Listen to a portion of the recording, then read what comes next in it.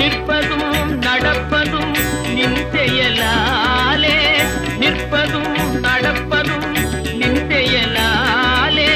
நினைப்பதும் நிகழ்வதும் நின் செயலாலே, நினைப்பதும் நிகழ்வதும் நின் செயலாலே, கற்பதெல்லாம் உந்தன் கனிமொழியாலே,